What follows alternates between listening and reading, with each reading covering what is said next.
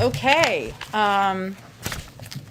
Today joining us needs hardly an introduction, our National Security Advisor, Jake Sullivan, who will be previewing the President's trip, second foreign trip, later this week. And he'll take some questions afterwards, and then I will do a full briefing, or as long as you guys would like to do a briefing after that. With that, I'll turn it over to Jake.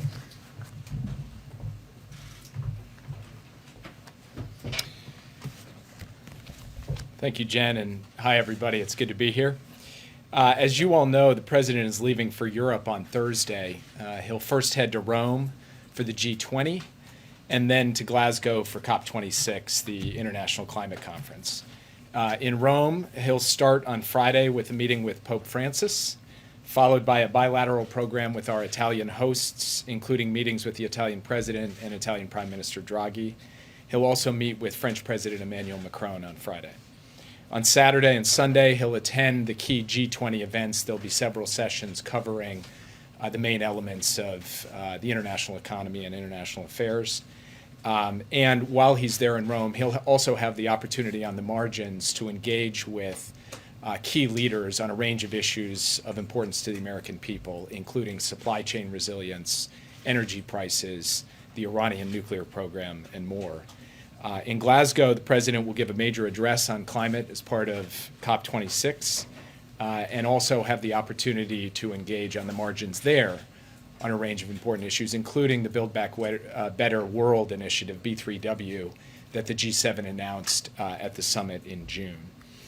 Lots to say about the trip, and happy to take your questions. I just want to make three broad points before we open it up. The first is, after a lot of commentary in recent weeks about the state of the transatlantic relationship, the United States and Europe head into these two summits aligned and united on the major elements of the global agenda. In just the past few weeks, we've seen the U.S. and the EU come together for joint action on COVID-19. We've seen the U.S. and EU launch a global methane pledge and other key climate initiatives. The U.S. and EU have launched a Trade and Technology Council to set the rules and standards for economics and technology in the 21st century. And President Biden and key European partners will sit down at these two summits to coordinate policies on Iran, on supply chains, on global infrastructure efforts, and so much else. I would point out that neither China nor Russia will be attending the summit in person at the leader level, largely, it seems, due to COVID-19.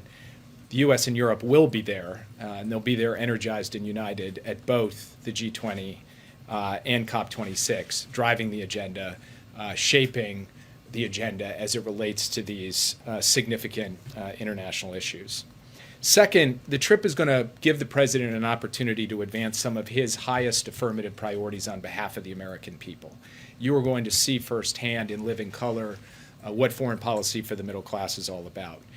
For one thing, he will cement progress on the global minimum tax, a major achievement secured with American leadership, with presidential leadership, that will help stop a global corporate race to the bottom and provide the resources that can be invested in workers and communities here in the United States. He'll be laser focused on supply chains and energy prices because he knows that these issues impact working families here in America.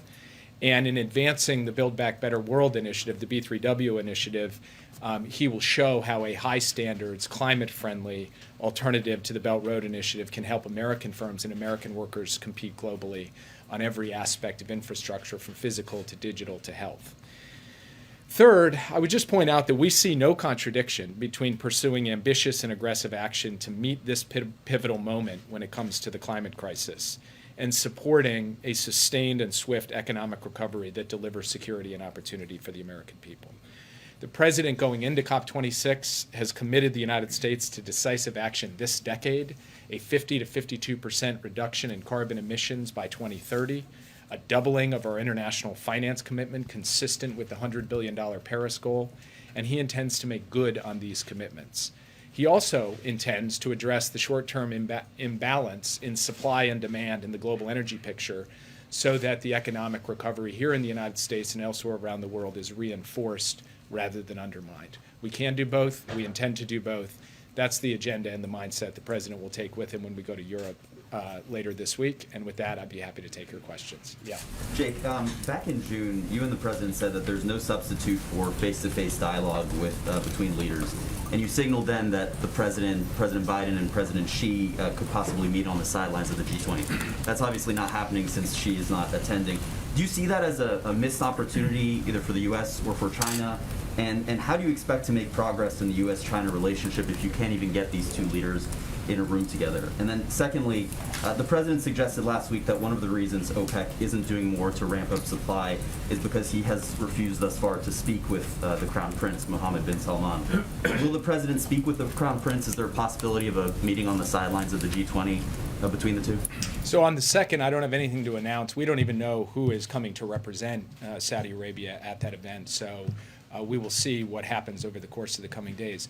On the first question, I was in Zurich just a couple of weeks ago meeting with the Politburo member Yang Jiechi, who's responsible for foreign policy and national security policy for China. And he and I agreed that the two presidents will have the opportunity to have a virtual meeting before the end of the year. I don't have a date to announce today, but they will be able to sit as close to face as technology allows to see one another and spend a significant amount of time going over the full agenda. President Xi has chosen not to attend these summits. He's chosen not to leave China at all in calendar year 2021 to see any leader. That's, of course, his choice. So we are. Well, I'm not going to characterize the decision-making he's making. All I can say is from the U.S. president's perspective, President Biden does believe it's important that he have the opportunity to have a face-to-face engagement with Xi Jinping, and if it's not possible in person because of Xi's travel constraints, doing it by virtual meeting is the next best thing. That's what we're intending to do, and we're intending to do that because in an era of intense competition between the U.S. and China, intense diplomacy at the highest levels, leader-level diplomacy, is vital to effectively managing this relationship. Thanks, Jake. Just broadly speaking, as we're now looking roughly 48 hours before the president lands here, and you just said the president intends to make good on these commitments as they relate to climate change. How important is it, in your view, that he lands in Europe with this deal secured here at home as it relates to climate change, in terms of convincing allies that he will make good on this promise? I think what the allies are looking at is the effort that President Biden has undertaken to design and now negotiate an ambitious, effective, practical set of investments in climate, in clean energy, and infrastructure, and economic growth in the United States. They're excited about it. They raise it when we see them. When we see our counterparts, they raise it with him. They want to see the United States making these investments. They also recognize that the United States has a set of democratic institutions, has a Congress, that this is a process, that it needs to be worked through. And so I believe that whether there is a deal this week or whether the negotiations continue, there will be a lot of energy and enthusiasm for the effort the president is undertaking right now to make bold, far-reaching investments that will deliver on his commitments, both with respect to climate and with respect to economic growth in the United States. Do you not see this as his credibility weakened if he shows up there without a deal reached? I think you've got a sophisticated set of world leaders who understand politics in their own country and understand American democracy and recognize that working through a complex, far-reaching negotiation on some of the largest investments in modern memory in the United States, that takes time. And so I don't think that world leaders will look at this as a binary issue. Is it done? Is it not done? They'll say, is President Biden on track to deliver on what he said he's going to deliver? And we believe one way or the other he will be on track to do that. Yes. Thank you. I've got similar questions on Burma and Sudan today, although they're very different countries. Can we get a little bit more detail on your meeting yesterday with Burmese officials? And what steps is the administration thinking about to bring this country back into the international order, into the fold? And then on Sudan, similar question. What are the next steps? Could they be sanctions? Could they be talks? And how is the U.S. going to make sure that that Gulf states don't prop up the new leaders in Sudan, the military leaders, and so on and so forth? So what's next for both countries, basically? So I'll start with Sudan and then go to Burma. On Sudan, actually, we've been in close contact with regional leaders, including in the Gulf, to make sure that we're closely coordinating and sending a clear message to the military in Sudan that they should first and foremost cease any violence against innocent civilians, that they should release those who have been detained and they should get back on a democratic path.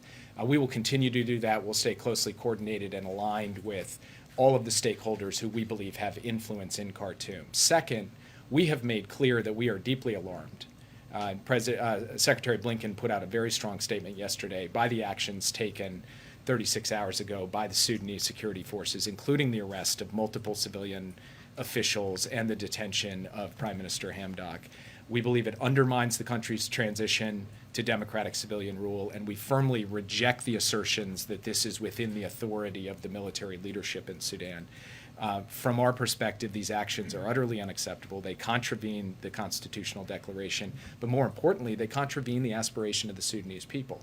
In terms of the tools you ask about, we've already made clear that we are pressing pause on significant aspects of our economic assistance to Sudan, and we will look at the full range of economic tools available to us in coordination and consultation with regional actors and other key countries to make sure that we are trying to push the entire Sudanese political process back in a positive direction after this significant and alarming setback. Briefly on Burma, I did have the opportunity to engage very senior officials in the NUG and had the opportunity to express to them our gratitude for their courage and commitment to seeking to restore the democratic path in Burma as well. And we discussed humanitarian aid and the difficult circumstances the Burmese people find themselves in.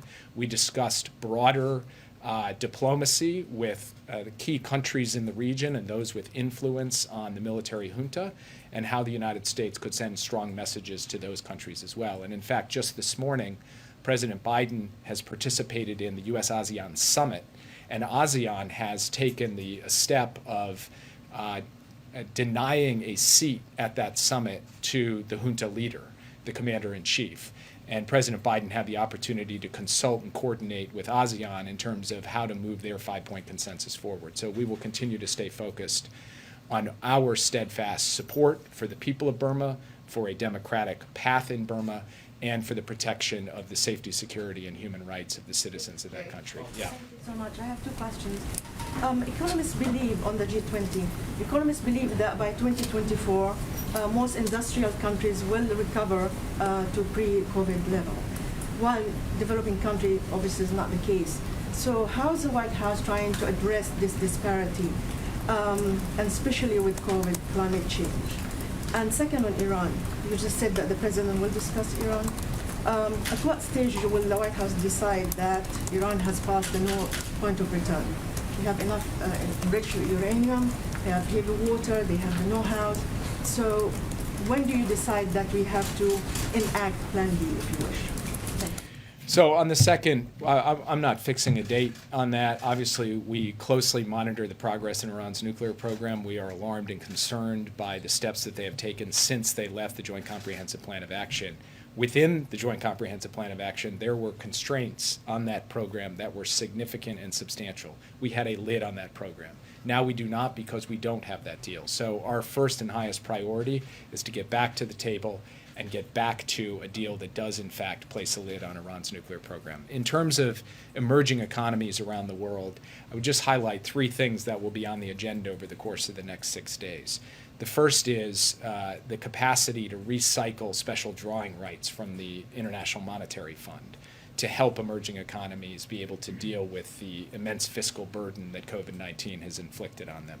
And we're looking forward to having a strong and ambitious statement on that. The second is debt relief, forms of debt relief that we want all of the G20 countries to sign on to together, and the United States will be pressing for that in Rome at the leaders' level. And then third and finally, when it comes to climate, on both the adaptation and the transition and mitigation side, President Biden stood up at the UN General Assembly and said, we are going to double our commitment to international climate finance to help less developed countries be able to make this transition effectively. We think that is an effective and very affirmative way for us to contribute to the problem that you're talking about. Yeah. Just to follow up on Iran, you've been very patient. The talks have ceased. How long is this window going to be open in terms of diplomacy, and what's the second the second strategy if that doesn't work? So I'm not going to negotiate from the podium, but I will say that part of the reason the president wants to have the chance to coordinate closely with our European partners, particularly with the E3, who are part of the talks, is for us to have a united front after the 4 years of division on the Iran policy in the last administration. And we will be sending clear messages to the Iranians, as we have been doing over the course of the past few months, that this window is not unlimited, that we do need to see a return to diplomacy and progress at the diplomatic table, and that we, of course, retain all other options to be able to deal with this program as necessary. But beyond that, I'm not going to comment further because we believe there still is an opportunity to resolve this diplomatically. Yeah. A couple of questions. One, with the meeting with the Pope, especially on the matter of abortion, what do you anticipate will come from that meeting, specifically as abortion is moving? It's changing here in the United States with the pending court case happening on December 1 in the Supreme Court and other states creating very restrictive abortion laws. The other issue, Haiti is now more of a world issue than ever before. Will that be part of the agenda? And also supply chain. What is the reality coming out of this meeting that things will open up with the supply chain issue here? Three very distinct issues. On the first one, I'm going to defer to my colleagues on domestic policy on that question. I will say that the main focus of the meeting with the Pope, first there'll be the obvious personal dimension. The President and the Pope have met 3 times before. This will be their 4th meeting. They've exchanged letters, and they will have a chance just to reflect, each of them, on their view of what's happening in the world. On policy issues, of course, in the international realm, they'll be talking about climate and migration and income inequality and other issues that are very top of mind for both of them. But as respects the issue that you raised, I would defer to others who can speak to that more expertly than I can. On Haiti, yes, this will be a topic of conversation with other countries at the G20 because what we're dealing with in Haiti is an acute situation as it respects the creeping encroachment of the gangs into the political and economic and physical space of Haiti, as it relates to ensuring that Haiti is getting the kinds of investment and international aid that it requires, and the United States has to step up and do its part, but other countries that have a long-standing relationship with and role in Haiti's development also need to step up as well. And then finally, with respect to supply chains, what the president is hoping to do at the G20 is have the opportunity to get key countries aligned around some basics. For one thing, transparency. How do we know at every level where there may be bottlenecks or breaks in the supply chain so that we can quickly respond to them? How do we, and so there's a transparency piece. There's a piece related to COVID-19. How do we make sure that in those critical places that if factories shut down, it has downstream effects that harm American workers, that we are getting support from the point of view of COVID response to those areas, and other things along those lines that are highly practical. The president wants to try to have a roadmap coming out of the G20, building on all the work we've done for the past few months that helps ensure that we are smoothing out the supply chain issue as we head into 2022. Yeah. Jake, thank you. A lot of the work at the G20 typically happens at the ministerial level leading up to the meeting with heads of state and government officials coming to dot I's and cross T's. What concrete actions can we expect out of the G20? What are some of the things that you anticipate? Well, let me just identify a couple of categories because I don't want to get ahead of myself in terms of coming to agreement on things. So first, we do need the G20 to ultimately, as I said at the top, cement progress at the end of the day and have leaders fully put their blessing on the global minimum tax issue. That will be the ultimate statement by the premier coordinating body of key countries around what is one of the most significant economic milestones we've seen in the international economic space in several years. Second, there will be climate-related issues related to financing questions that we need to get G20 alignment around. And there are still, as we put it in the parlance of negotiators, brackets around the text of some of the issues on climate.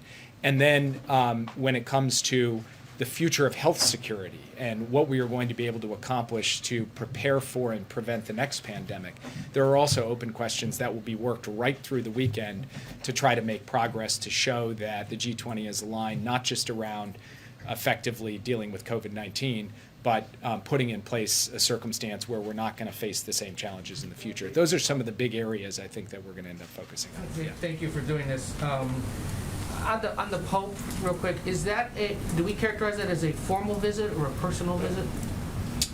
That is a good question for which I don't have. I'll put it this way: there will be a formal portion to it insofar as the president will have a delegation with him that meets with the Pope in a delegation, and then of course they will have the opportunity to visit personally as well. So I might say both. Are you in a position to commit that we'll be able to see at least part of this meeting? I'm in a position to commit that I will turn that question over to Jen Psaki, who will be able to handle that with you. Just real quick, one other though, because you're taking unrelated questions here. On ISIS-K, the president had said over the summer that the United States would retaliate at some point of our choosing. What is the status of potentially retaliating against them or seeking those that were responsible for what happened in Kabul?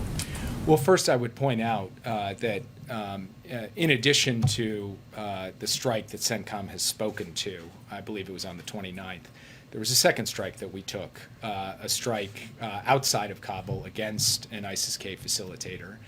So we have had our initial response to that. It was, in our view, a successful and decisive strike, but it's not the end of the matter from our perspective. We will continue to identify and action targets. We believe that we have demonstrated the capability to do so, and obviously I can't put a time or a date on that, but it's something that remains a high priority of the president. On Sudan, if I could go back to the military takeover happened just hours after Special Envoy Felton left. How surprised was the administration by the timing of how that happened? Did he come away believing that there was a level of normalcy there, or at least status quo? And then second, I was wondering if you could put a little meat on the bones of Secretary Yellen's meeting with her Chinese counterpart, or her conversation, where she frankly raised some concerns. What were those concerns that she raised? So one of the things I want to be careful about is getting ahead of Secretary Yellen, who ought to have the right to characterize her own meetings. I will only say that Secretary Yellen went into that with a clear purpose of showing her Chinese counterpart, Liu He, that the United States has an affirmative economic agenda for macroeconomic stability in the world, that there are certain steps we're going to take to protect our workers and our businesses, and then to inquire as to what the Chinese government is prepared to step up and do. I'm not going to get into the specifics of the concerns, but I would refer you to her insofar as she wants to read that meeting out. Otherwise, how she manages that relationship, I really want to leave in her hands. On the question of Sudan, part of the reason that Special Envoy Feltman was there having intensive meetings is because we've been worried for some time about political stability in Sudan, about the fragility of the democratic process there. But I can't speak to, whether he thought the exact time frame was going to be the time frame. I can say that the very purpose of his intensive diplomacy in Sudan was to address the fact that we were up against a circumstance in which there were a lot of forces pulling at this fragile effort to move towards a democratic constitutional order. Yeah. Thank you, sir. After his first round of talks with the Chinese, the president's special envoy on climate, John Kerry, noted that his Chinese counterparts see a contradiction and that the United States is pushing them to reduce carbon emissions, and yet at the same time, the United States is sanctioning solar panel production. How does this president see the interplay between human rights and climate change? And is there any scenario where he would weigh one above the other?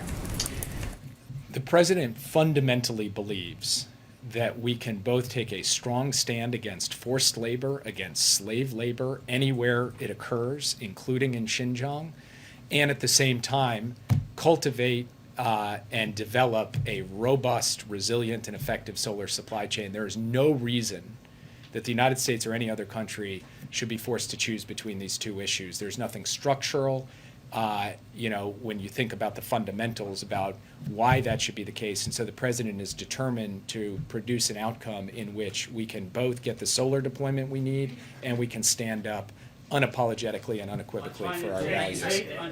Yeah, on China. Thank you very much. Sure, go Thank ahead. you. Real quick, a different subject. China. It's reported today that there are some 500,000 fewer people going to enroll in college in the fall. For education purposes, that estimates also that because of that, some vital roles, some vital jobs will be unfulfilled in the aerospace and other industries where we have to compete economically. The president has said that economic competition with China is the future. How can we compete economically if we don't have an educated populace? Do you consider that a national security problem? I do consider it a national security problem. In fact, it's Dr. Biden who has repeatedly said, and the president frequently quotes her, that any country that out-educates the United States will outcompete the United States, and that is a fundamental national security issue. Korean Peninsula issues. A week ago, Special Representative Song Kim said he's hoping to continue to talk about the declaration to end the Korean War. And I'd like to ask you how seriously White House take that into consideration when it comes to the policy towards North Korea, and if you think it can be a catalyst to start the conversation with North Korea.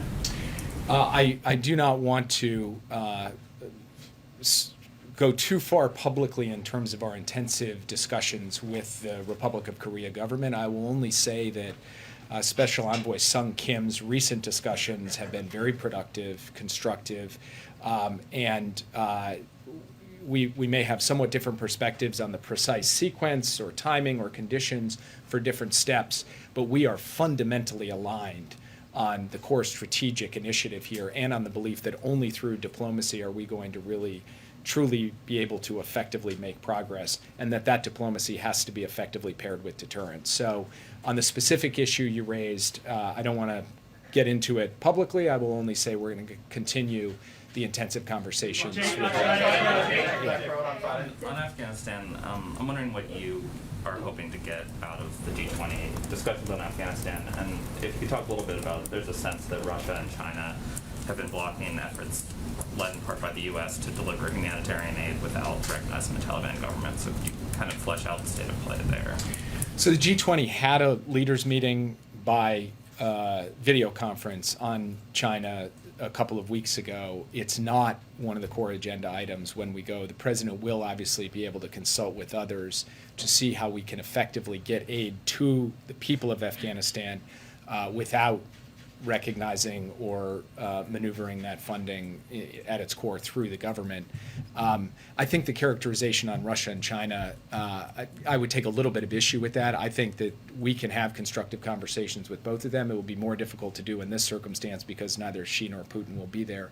But there are other formats in which we will be able to engage the Russians and Chinese on this, including through various regional meetings where they have empowered representatives. So, just to follow up on your comments on Haiti, you spoke generally, but there are 16 Americans who are still being held hostage there by one of the gangs. I know this is a law enforcement matter, but what is this building specifically doing to help free the Americans? What urgency do you feel on this issue, and what does it say about the security situation? So I personally give an update on this issue every single day to the president, who is taking a deep interest in making sure we get every single one of those people home safely. The main thrust of our effort thus far has been to deploy a significant number of law enforcement specialists and hostage recovery specialists to work closely both with the ministry, the families, and the Haitian government to try to coordinate and organize a recovery. We are looking at every possible option for how to go about doing that. And I will be sensitive to what is obviously a delicate situation, not say more here, other than we have put the assets and resources in play that we believe can help bring this to a successful conclusion. But these things operate and have operated in Haiti historically on different timetables, under different circumstances, and so we need to manage this situation as carefully as possible so that at the end of the day we achieve our objective, which is the safe return of every single one of those, both adults and children. And the children aspect of this is something obviously the president is quite focused on to make sure they're taken care of and that they get home okay. It's going to take one more question. Yeah. Japanese Prime Minister Kishida said he will participate in the COP26 in person. Do you expect President Biden will meet with Japanese President Prime Minister Kishida there? If so, what are the main topics? So President Biden had the chance to speak by phone with Prime Minister Kishida when he secured his position as Prime Minister. They had a very good conversation. It was substantive and detailed on key issues, including regional security and global issues like the economic recovery and climate change. And I'm sure they will have the chance to see each other at COP26 if the Prime Minister is there. As for meetings, we're not at this point in a position to announce any bilateral meetings at COP26. I'm going to turn it over to Jen. Thank you so much, Jake. Okay. All right. We are going to continue the briefing. Thank you, Jake, for joining us. A couple of items for all of you at the top.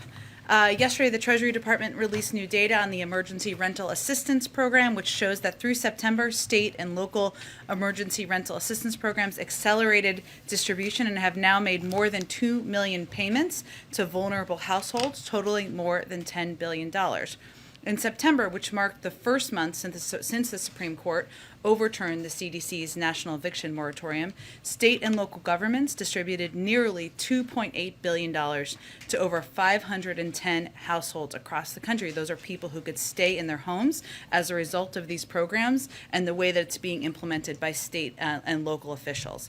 $5.3 billion in assistance was distributed in August and September alone, more than all previous months combined. Many renters, of course, remain at risk, but data from Princeton University's eviction lab suggests that so far there has been no national spike in evictions following the federal moratorium coming down, with eviction filings remaining below historical averages. This is really a credit to this funding and the state and local implementation of this, that, as we've said from the beginning, was a way to basically implement a moratorium at a state-to-state level. We, of course, remain vigilant and focused on our all-of-government approach to keeping people safe and housed during the pandemic through interventions including the Emergency Rental Assistance Program, court-based eviction diversion efforts, and encouraging local eviction moratoria and protections.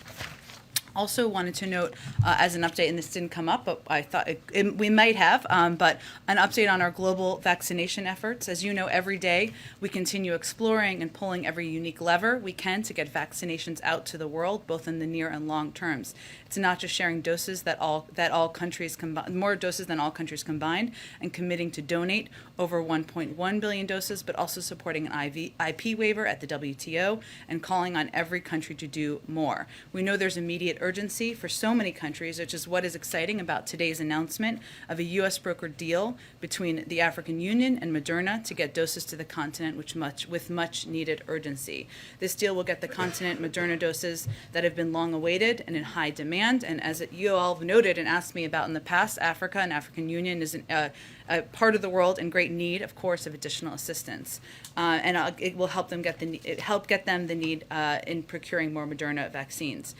We will defer delivery of approximately 33 million doses of Moderna, of our own doses, between December and February that were originally intended for the United States, so that the African Union can instead purchase and take delivery of those doses. And this unique arrangement will help facilitate an agreement between the African Union through its vaccine acquisition vehicle and a U.S. manufacturer, Moderna, for a supply agreement for 50 million doses with an option for a further 50 million. This is on top of the 55 million doses, if you're all keeping track of the numbers here, that we have shipped to Africa to date, the 17 million doses of Johnson & Johnson that will be sent to Africa in the coming weeks, and tens of millions of Pfizer vaccines that will be shipped. And one more item, because if you join the press team, you get married. That's my promise. And Emily is here because I asked her to come out here because Emily is getting married on Saturday, and we're very excited for her. So we just wanted to celebrate. Now, what it is. Now, I'm going to have to get more creative with the next people who get engaged and married, but I did bring her a sash because everybody liked the sash that Chris had so much. So you have to come up here, Emily. And I feel like this is just a moment, oh, there we go, to talk about, just briefly, Emily, who has been a part of the team since the spring, and we stole from Congressman Adam Schiff. Thank you, Adam Schiff, again. She came from an Intel background. We asked her to become an expert on the economy. She's gotten her master's degree in economics and been just an incredible member of the team. The last thing I will say is nobody can call or email Emily while she's gone on her honeymoon. Call me, Chris, Karine, any of us. She can throw her phone in the river. Okay, with that, while she gets married. Amr, go ahead. Great sash, and congratulations. Any updates in the 2 days before the president leaves on who he'll be talking to get his social services and climate change plan? And then, is there any reaction to criticism on the billionaires' tax as being too cumbersome and open to legal challenges? Are you guys going to stick with that? So on the first part of your question, the president will have more members down here today. He could certainly have more members down here tomorrow, and we will keep you abreast of all of those. But he has flexibility in his schedule to ensure that he can make those calls, he can invite people into the Oval Office, and obviously this is a top priority to keep moving his agenda forward in advance of his trip.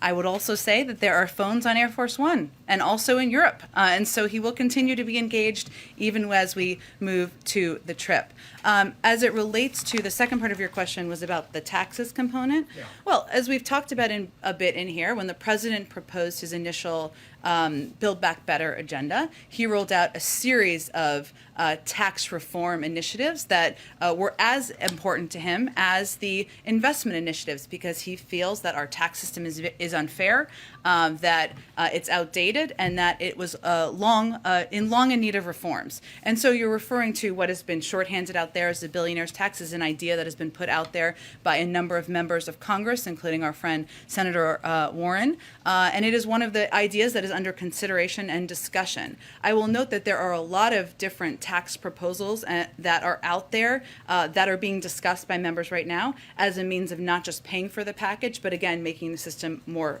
fair, including a corporate minimum tax that would include a 15% corporate minimum. As a reminder, 55 companies last year of the top companies paid zero in tax, and so that would be an important step forward. A global minimum tax, something that would be on the agenda, that is a key part of the agenda at the G20. We're working to get 135 or more than that countries to agree to that. That will disincentivize companies from moving jobs overseas. And enforcement, IRS enforcement, something that Treasury Secretaries, Democratic and Republican Treasury Secretaries, have said could be an enormous revenue raiser and something that was long overdue. So it is one of the tax proposals out there that is being discussed as we get to this stage of the negotiations. If I can just follow quickly, the question was asked of Jake on going overseas and pushing on climate and pushing on some of these other things when you're having trouble getting it done at home. Jake made the point that these politicians are sophisticated and understand domestic politics is complicated. But how is the president going to go about talking about this? It's going to definitely loom large if there isn't a deal by the time he gets on that plane on Thursday. Well, I would just echo a little bit of what my colleague Jake Sullivan said, which is these global leaders are sophisticated. They're familiar themselves, although they all have different systems, with how you legislate here in the United States. They watch closely.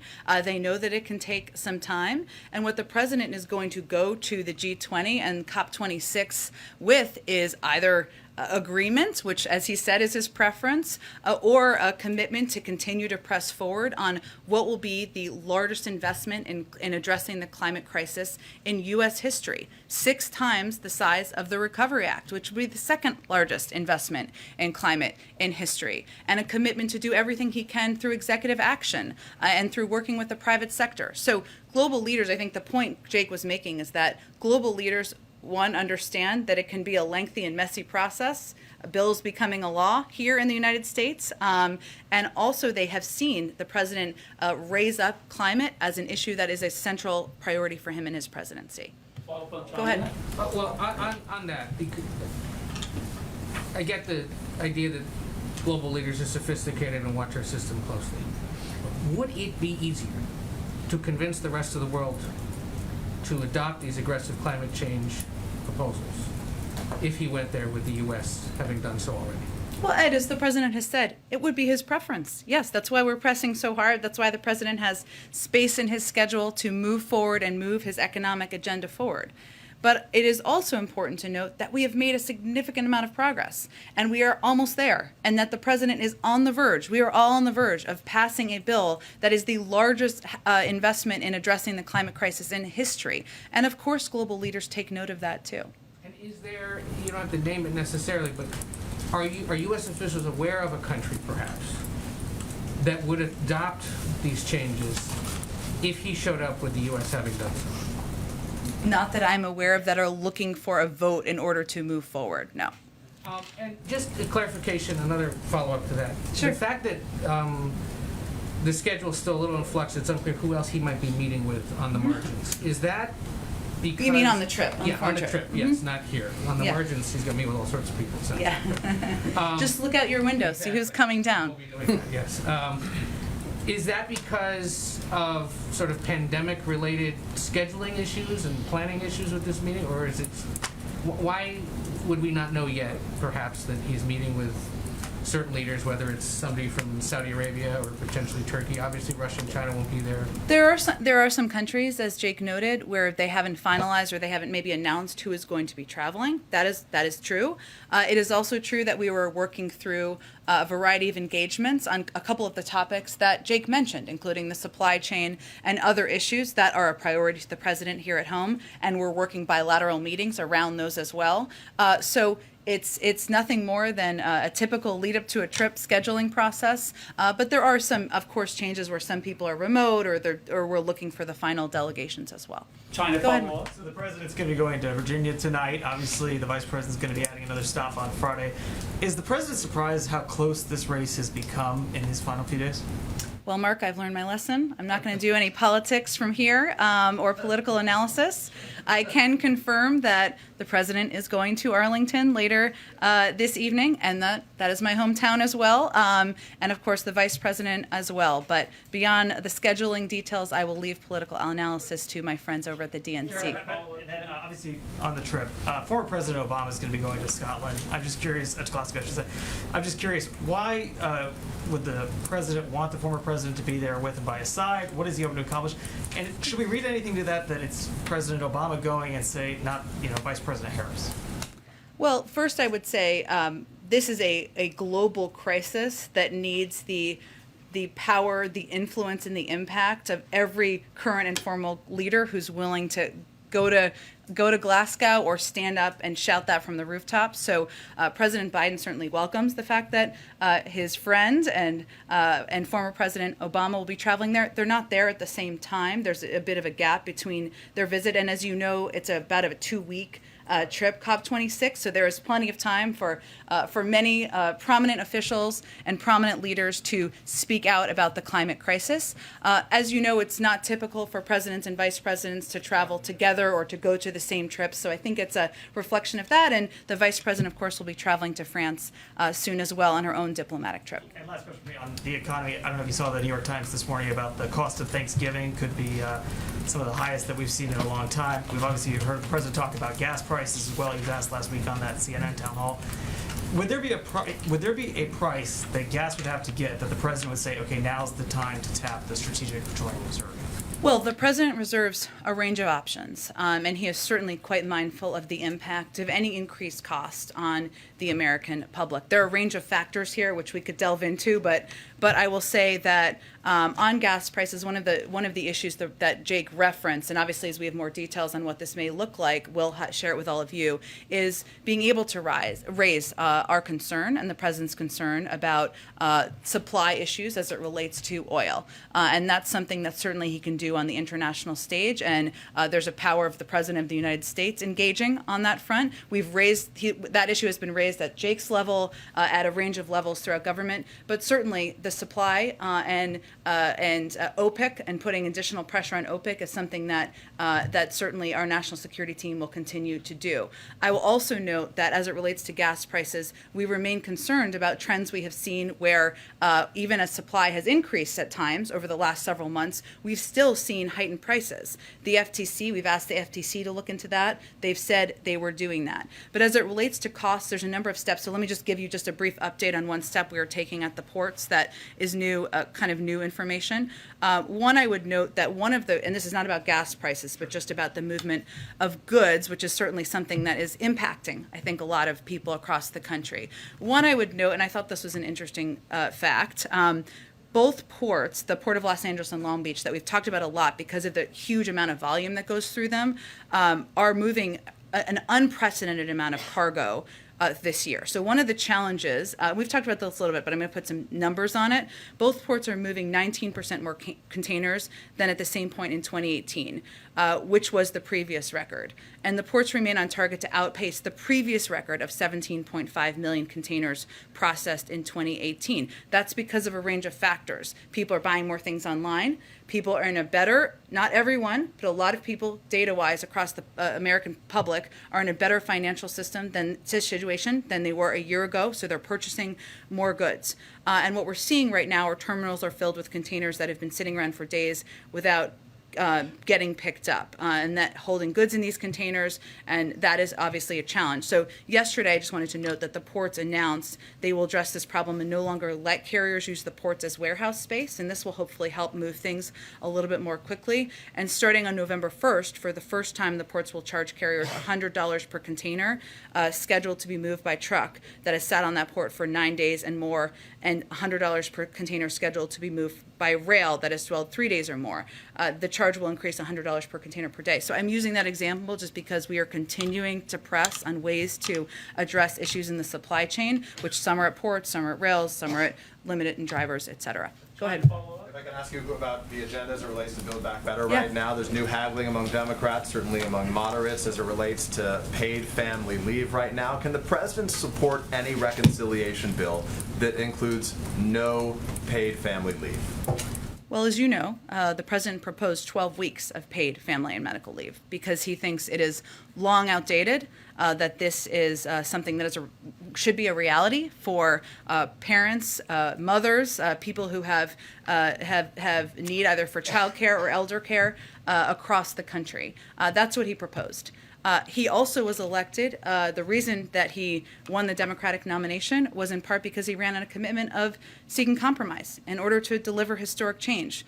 That's exactly what he's working to do, and that's what we're seeing play out right now. We know, and I've said this before, it's not going to be everything that he wants in this package. There isn't a final conclusion about what the key components are. We're going to continue to fight for paid family leave to be in the package. So would he accept, so to be clear though, I know what he proposed, would he accept a package that included no family leave?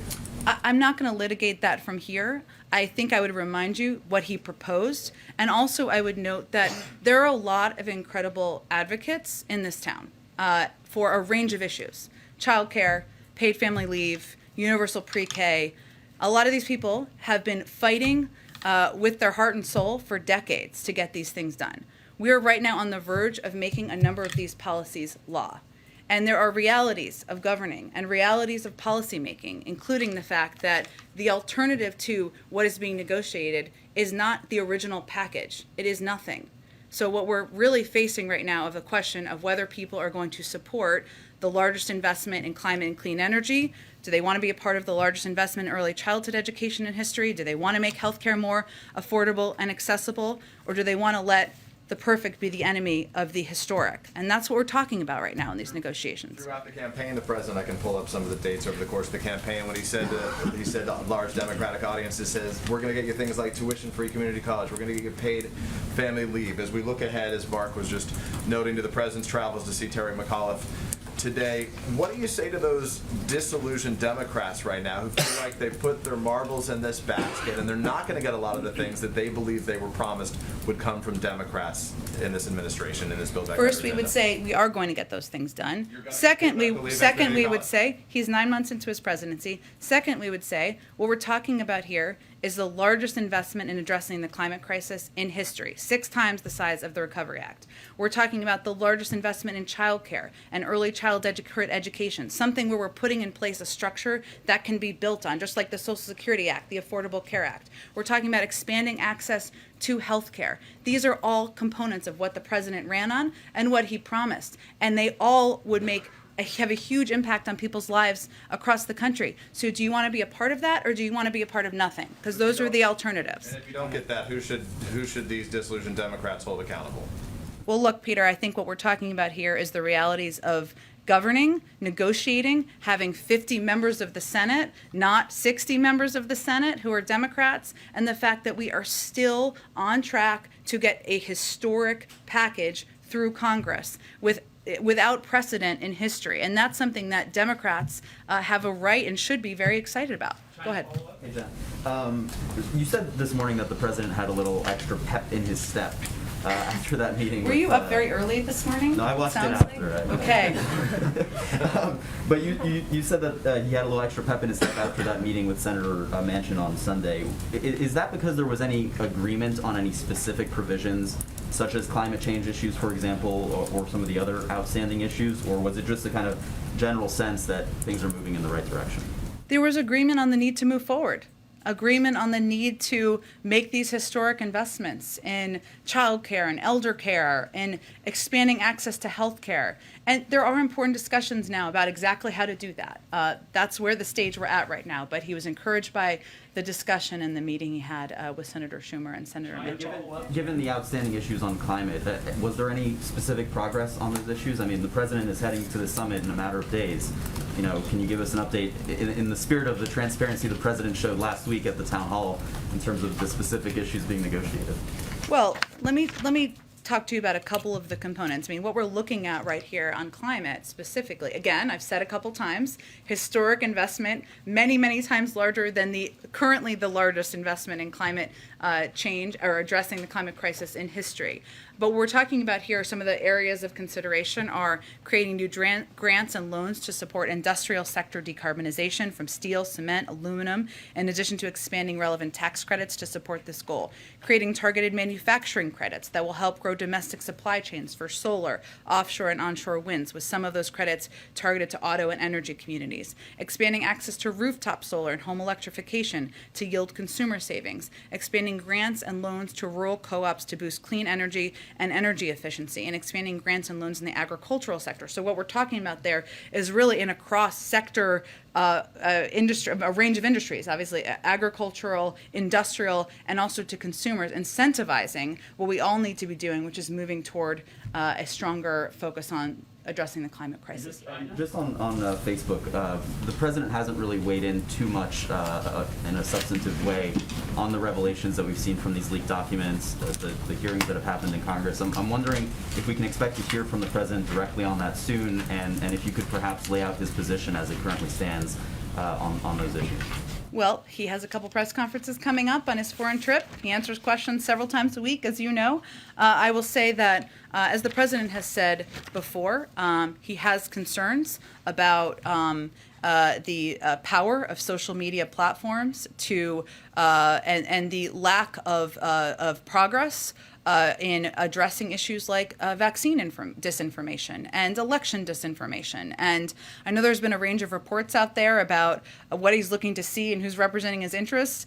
Here's the truth. If people are representing his interests at any of these social media platforms, they do more to crack down on vaccine disinformation, on election disinformation. And he's talked about his support in the past for reforms to Section 230. That remains his position. And obviously seeing not just the testimony, but some of the revelations that have come to light is a reminder of the needs for some of these reforms. Go ahead. Jen, just to quickly follow up on the climate question. Yeah. One thing that we've reported is a methane fee on oil and gas producers.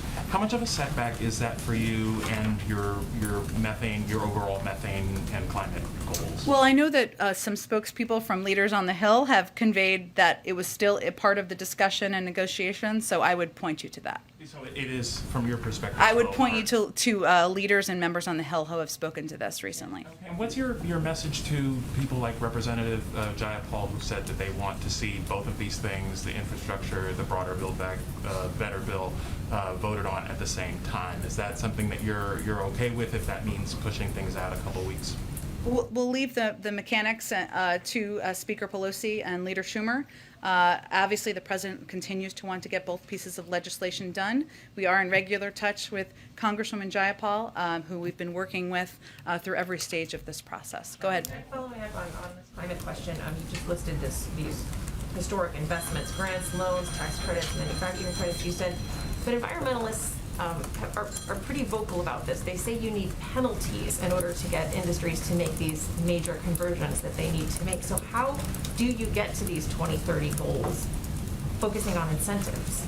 Well, I would note that there have been also outside experts who have provided analysis that says that there are a range of ways to reach our goals, to reach the bold, ambitious climate goals that the president has outlined, including a number of the steps that I have outlined here. You're talking about the Rhodium Group. They say there are a lot of ifs. They say all must act, that you need Congress in order to do this. You don't have Congress right now on a lot of these. We do have we are working with Congress on a historic investment in addressing the climate crisis, the largest by many times in history. So that is what we're working toward. Jen, go ahead. I was wondering if you could walk us through what happened with Turkey over the last couple of days. There was this threat to expel our ambassador. Then we issued the statement confirming our compliance with the Vienna Convention. And so I'm wondering, should that statement be read as us in any way retreating from the letter that we put out that sort of kickstarted this whole thing, that said that the continued detention of that philanthropist there was a shadow over, respect for democracy and the rule of law? It should not be seen through that light in any way. Obviously, we continue to speak out about the detainment of activists, of journalists, of individuals around the world, including in Turkey. And we also raise issues privately and publicly where we have concerns, as we have in this case. Turkey remains a NATO ally, a country that we will continue to work with on a range of joint shared interests moving forward. A number of issues, but also on defense contracts with Turkey. Is there any plan for the president to meet with President Erdogan at these upcoming summits? We have space, as I think Ed noted, in the schedule, which we're working to finalize for additional bilateral meetings. As you know, he met with his Turkish counterpart when he was in June on his first foreign trip. But I don't have anything to predict quite yet, and hopefully, with each day that follows, we'll have more. For those of you who are on the plane, we're going to do another gaggle with Jake on the plane on the way there. Go ahead. Thank you so much. I'm wondering what more you can tell us about the president's visit with the Pope. And Jake had deferred to you on Ed's question about press access. So can you guarantee press access for that meeting with the Pope? What I can assure you of is that we are working through every lever we have to advocate for access for the press pool and for press when the president visits the Vatican. We believe in the value of the free press. We believe in the value of ensuring you have access to the president's trips and his visits overseas. So I don't have an update for you. We are going on a visit. It is not a host here, so I can't offer you a guarantee, but I can guarantee you we will continue to advocate. And one more on Saudi Arabia as well. This weekend, 60 Minutes interviewed exiled Saudi's ex-intelligence official, Dr. Saad al-Jabri. Former acting CIA Director Michael Morrell has said that the information relayed by Dr. Saad has saved American lives. So first, what does the U.S. and the intelligence community owe Dr. Saad for the lives he has helped to save? And his children are being currently imprisoned in Saudi Arabia. So what is the U.S. doing to secure their release? Well, I did see the story. I don't have anything additional in terms of intelligence assessments. I can check with our State Department team and see if there's additional updates I can provide to all of you. Thank you all so much. Have a great day. Thanks, everyone.